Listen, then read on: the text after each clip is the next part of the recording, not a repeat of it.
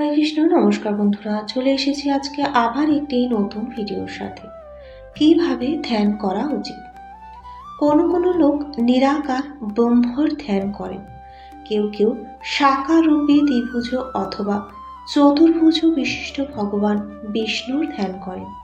বাস্তবে ভগবান বিষ্ণু, রাম এবং কৃষ্ণ যেমন এক, তেমনি দেবী শিব, গণেশ এবং সূর্য ও তাদের থেকে ভিন্ন নন। এই রকম অনুমান করা হয়েছে যে সাধকদের ভিন্ন ভিন্ন ধারণা অনুসারে একই পরমাত্মাকে প্রকাশ করার উদ্দেশ্যে শ্রী বেদব্যাস 18টি পুরাণ রচনা করেছিলেন।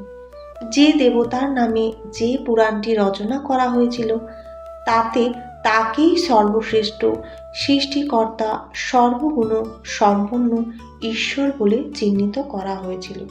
বাস্তবে নামভেদের সকল ক্ষেত্রেই একই পরমাত্মার কথা বলা হয়েছে। নাম জপের চিন্তা সাধক তার নিজের ইচ্ছানুসারে করতে পারেন। কেউ যদি একটি স্তম্ভকে পরমাত্মা মনে করে তার ধ্যান করেন, তাহলে সেটিও পরমাত্মার ধ্যান করা হয়। অবশ্যই লক্ষ্য যেন হয় ঈশ্বরের সমগ্র ভাব লাভ করার।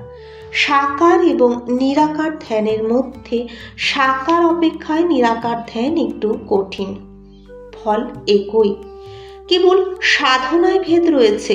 অতএব নিজের নিজের শ্রদ্ধা অনুসারে সাধকেরা নিরাকার অথবা সাকারে ধ্যান করতে পারেন। নিরাকার উপাসক সাকারের ভাবকে মনে স্থান না দিয়ে যদি কেবল নিরাকারেই ধ্যান করেন তাহলে কোনো ক্ষতি নেই, কিন্তু সাকারের তত্ত্ব অনুধাবন করে পরমাত্মাকে সর্বদেশে বিশ্বরূপ বলে মেনে নিয়ে যদি নিরাকারের ধ্যান করে তাহলে তাড়াতাড়ি সুফল পাবে। সাকারের তত্ত্ব বুঝতে না পারলে সাফল্যের কিছু বিলম্ব হতে পারে। সাকারের উপাসকেরা নিরাকার সর্বব্যাপী ব্রহ্মের তত্ত্ব ভক্তের জানা প্রয়োজন আছে।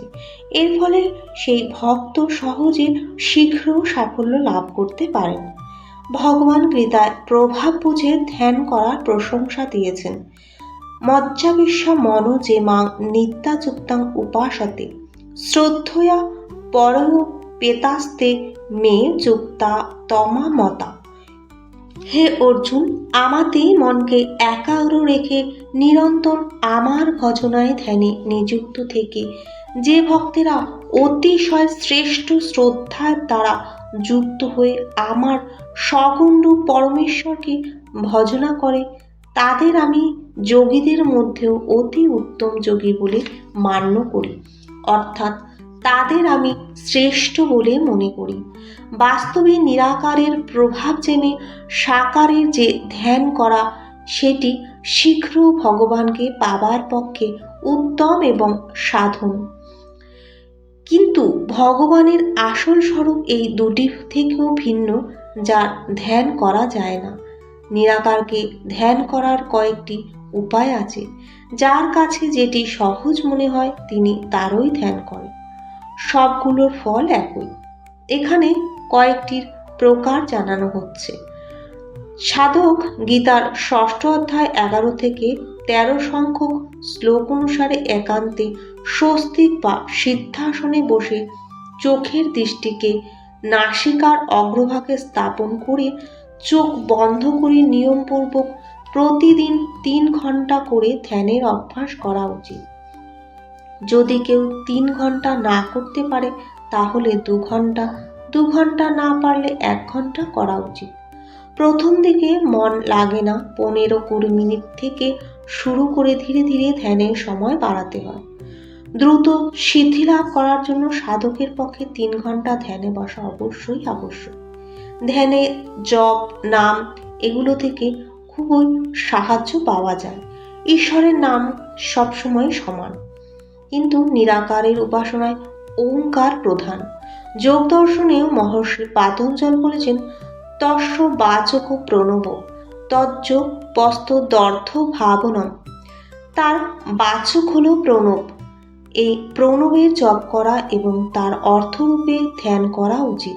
এই সূত্রের মূল আধার হল ঈশ্বর প্রণিধানাধ্যা।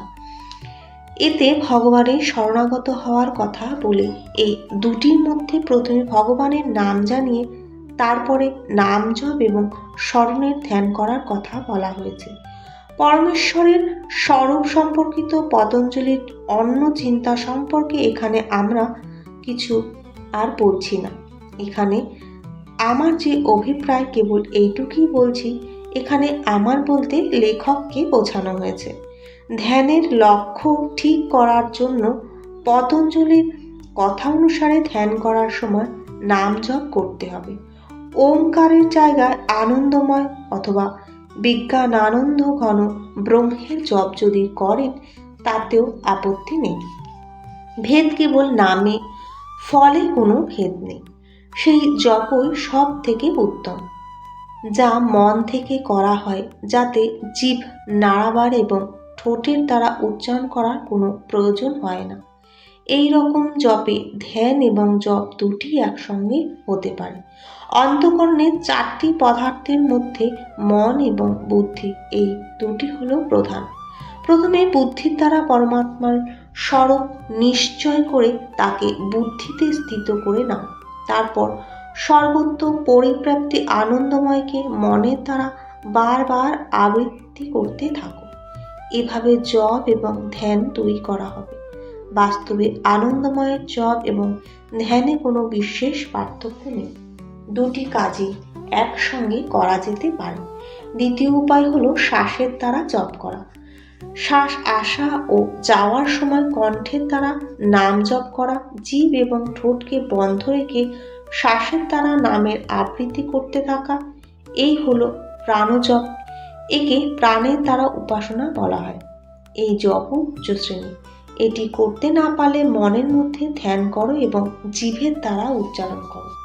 তবে যে সাধক, তার পক্ষে অধিক সুগম ও লাভপ্রদ হলো শ্বাসের দ্বারা জপ করা।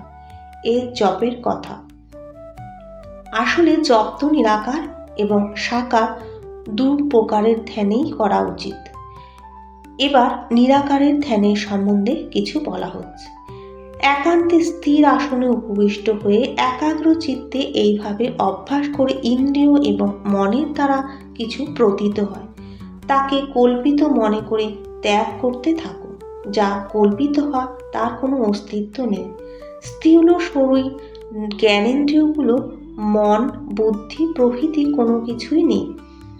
এইভাবে সব কিছুর অনস্তিত্ব বোধ করতে করতে অনস্তিত্বের বোধ অনুভবকারী পুরুষের সেই বৃত্তি, যাকে জ্ঞান, বিবেক এবং প্রত্যয় বলা হয়, সেই সবগুলির শুদ্ধ বুদ্ধির কাজ।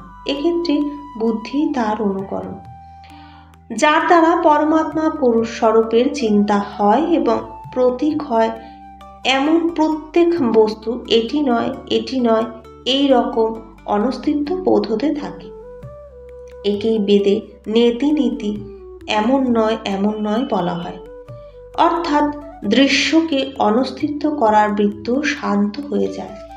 সেই বৃত্তিকে ত্যাগ করতে হয় না, তা স্বয়ংই ত্যাগ হয়ে যায়। ত্যাগ করলে যে ত্যাগ করে, অর্থাৎ ত্যাগকারী ব্যক্তি ত্যায্য বস্তু এবং ত্যাগ, এই ত্রিপুটি হয়ে যায়। এই জন্য ত্যাগ করতে হয় না, ত্যাগ হয়ে যায়। যেমন ইন্ধনের অভাবে আগুন নিজে নিজেই শান্ত হয়ে যায়, তেমনি বিষয়গুলো সম্পর্কে অনস্তিত্বের বৃত্তিগুলো সম্পূর্ণরূপে শান্ত হয়ে যাবে। শেষ পর্যন্ত যা অবশিষ্ট থাকে তা হলো পরমাত্মা। একেই বলা হয় নির্জীব সমাধি। তস্যাপি নিরোধে সর্বনিরোধার নির্বীজ সমাধি। এখানে এই সংশয় যোগে ত্যাগের পর ত্যাগী অবশিষ্ট থাকে কিনা, সে অর্থাৎ ত্যাগী সাধারণ এবং পরমাত্মা অসাধারণ ও মহান। তাই অবশিষ্টাংশটুকু পরমাত্মার স্বরূপ কি করে বলা যাবে? কথাটা ঠিক, কিন্তু সে ততটুকুতে পরিচ্ছন্ন থাকে যতটুকুতে সে নিজেকে সীমাবদ্ধ মনে করে। বাকি সমস্ত স্থান অপরের দ্বারা পরিপূর্ণ বলে জানে। অন্য সকল বস্তুর অনস্তিত্ব হয়ে যাওয়ার পর শেষকালে যা অবশিষ্ট থাকে তা কেবল ওই পরমাত্মা তত্ত্ব। সংসারের সত্তাকে মূল থেকে উৎপাদিত করে ফেলে দিলে একমাত্র পরমাত্মাই থেকে যায়। উপাধিগুলো বিনষ্ট হওয়ার পর সমস্ত বিভেদ দূর হয়ে গিয়ে অপার অভিন্ন রূপ পরমাত্মার স্বরূপ থেকে যায়। তিনি সকল স্থানে বিরাজমান এবং সকল দেশকালে পরিব্যাপ্ত। বাস্তবে দেশ কাল ও তারই মধ্যে কল্পিত। তিনি অভিন্ন, যিনি নিজেই নিজেতে স্থিত থাকেন, অনির্বচনীয় এবং অচিন্তনীয়। যখন চিন্তন পরিপূর্ণরূপে লুপ্ত হয়ে যায়, তখন সেই অচিন্ত ব্রহ্মের ভাণ্ডার উন্মুক্ত হয়। সাধক তাতে এক হয়ে যান। যতক্ষণ পর্যন্ত জ্ঞানের আড়ালে অন্য পদার্থ দ্বারা দৃষ্ট আচ্ছন্ন ছিল, ততক্ষণ পর্যন্ত সেই ভাণ্ডার অদৃশ্য ছিল। অজ্ঞান বিদূরিত হলে একটি বস্তু থেকে যায়, তখন তার সঙ্গে মিলে যায়, অর্থাৎ সকল বৃত্তি শান্তি হয়ে নিশ্চিত রূপে একটিমাত্র বস্তু থেকে যায়। ঘট যতক্ষণ না ভাঙে ততক্ষণ মহা আকাশের সঙ্গে ঘটস্থ রিক্ত স্থান ভিন্ন থাকে। ঘট ভেঙে যাওয়াই হলো অজ্ঞানতা দূর হওয়া। কিন্তু এই দৃষ্টান্ত সম্পূর্ণ নয়, কেননা ঘট ভেঙে গেলেও তার টুকরোগুলো তো আকাশের কিছু অংশ অবরোধ করে থাকে। কিন্তু এখানে অজ্ঞানরূপী ঘটের নাশ হলে জ্ঞানের বিন্দুমাত্র অংশকে আটকানোর জন্য কোনো পদার্থ অবশিষ্ট থাকে না। ভ্রম দূর হলেই জগৎ সম্পূর্ণরূপে অবিদ্যমান হয়ে যায়। যা অবশিষ্ট থাকে তিনি ব্রহ্ম। দৃষ্টান্ত স্বরূপ ঘটাকাশ হল জীব এবং মহাকাশ হল পরমাত্মা। উপাধিরূপী ঘট বিনষ্ট হয়ে গেলে দুটি একরূপ হয়ে যায়। একরূপ তো আগেও ছিল, কিন্তু উপাধিভেদের জন্য ভিন্নতা প্রতীক ছিল। বাস্তবে আকাশের দৃষ্টান্ত পরমাত্মার পক্ষে সর্বব্যাপক রূপে গণ্য হয় না। আকাশ জড়, পরমাত্মা জড় নয়। আকাশ দৃশ্য, পরমাত্মা দৃশ্য নয়। আকাশ বিকারযুক্ত, পরমাত্মা বিকার শূন্য। আকাশ অনিত্য, মহাপ্রলয়ের সময় তার বিনাশ হয়। পরমাত্মা নিত্য। আকাশ শূন্য, তাতে সমস্ত কিছুই প্রবিষ্ট হয়। পরমাত্মা ঘন, নিজেতেই নিজেই পরিপূর্ণ, তাতে অন্যের প্রবেশ সম্ভব নয়। আকাশের সঙ্গে পরমাত্মার কোনো তুলনাই হয় না। ব্রহ্মের এক অংশে মায়া রয়েছেন, তাকে অব্যাকৃত প্রকৃতি বলে। তার এক অংশে আছে মহতত্ত্ব। সমষ্টি বুদ্ধির অন্তর্গত হলো বুদ্ধি। সেই বুদ্ধির এক অংশে আছে অহংকার। সেই অহংকারের এক অংশে আকাশ, আকাশে বায়ু, বায়ুতে অগ্নি, অগ্নিতে জল, আর জলে পৃথিবী। এই রকম প্রক্রিয়ার দ্বারা এটি সিদ্ধ হয় যে সমগ্র ব্রহ্মাণ্ড রয়েছে মায়ার এক অংশে, আর সেই মায়া রয়েছে পরমাত্মার এক অংশে। এই যুক্তিতে আকাশ তো পরমাত্মার তুলনায় খুবই নগণ্য ও ক্ষুদ্র, কিন্তু পরমাত্মাকে জানার পরে এই অল্পতার পরিচয় পাওয়া যায়। যেমন কোনো লোক স্বপ্ন দেখছে, স্বপ্নে তার সামনে দিশা, কাল, আকাশ, বায়ু, অগ্নি, চন্দ্র, সূর্য, দিন, রাত্রি প্রভৃতি সবকিছুই ভাসে, খুবই বিস্তার দেখা যায়। কিন্তু চোখ খোলা মাত্র ওই সমস্ত সৃষ্টির অনস্তিত্ব হয়ে যায়। তখন বুঝতে পারে যে ওই সৃষ্টি তার ভাবনায়, তার নিজের মধ্যেই ছিল। তাহলে সেইগুলো তার থেকে ছোট ছিল। সে নিজে তো সেগুলো থেকে বড়। বাস্তবে সেগুলি তো ছিল না, কেবল কল্পনায় ছিল। আর যদি থাকতই তাহলে সামান্যই ছিল। তার এক অংশে ছিল, তার ভাবনায় ছিল, অতএব সেইগুলো তা থেকে ভিন্ন ছিল না। কিন্তু এই জ্ঞান চোখ খোলার পর, জেগে ওঠার পর, অনুরূপভাবে পরমাত্মার প্রকৃত স্বরূপে জাগৃত হলে ওই সৃষ্টি থাকে না। যদি মনে করেন যে কোথাও আছে, তাহলে তা মহাপুরুষদের কথানুসারে পরমাত্মার এক সামান্য অংশে এবং তার ভাবনার মধ্যে থাকে। এই জন্য আকাশের দৃষ্টান্ত পরমাত্মাতে পূর্ণরূপে প্রযোজ্য হয় না। কেবল এটিই সত্য যে মানুষের দৃষ্টিতে আকাশ যেমন নিরাকার, বাস্তবে ব্রহ্ম সেই রকম নিরাকার। মানুষের দৃষ্টিতে যেমন আকাশ অনন্ত রূপে ভাসমান, তেমনি ব্রহ্ম এবং সত্য অনন্ত। মানুষের পক্ষে বোঝানোর জন্য আকাশের উদাহরণ দেওয়া হয়েছে।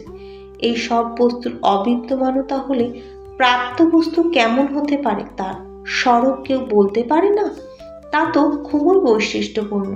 সূক্ষ্মভাবে তত্ত্বজ্ঞ সূক্ষ্মদর্শী মহাত্মার তাকে সত্যম জ্ঞানমন্তম ব্রহ্ম বলেন। তিনি অপার অসীম চেতন জ্ঞাতা ঘন আনন্দময় সুখরূপ সত্য নিত্য, এই ধরনের বিশেষণের দ্বারা পরমাত্মার নির্দেশ করা হয়।